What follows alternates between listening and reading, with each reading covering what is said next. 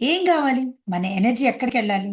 ఆరోగ్యంగా ఉండాలన్నా, రిలేషన్‌షిప్‌లో అందరిని అర్థం చేసుకోవాలన్నా, అందరి నుంచి లవ్ రావాలన్నా, చక్కటి ఫ్యామిలీ పువ్వులాంటి ఫ్యామిలీ ఉండాలన్నా, బటర్‌ఫ్లైస్ లాగా అందరూ నవ్వుకుంటూ ఉండాలన్నా, వాళ్ళలో తప్పు చూడకుండా ఉండాలన్నా, వాళ్ళ పాత హిస్టరీని మనం తుడిపేయాలి.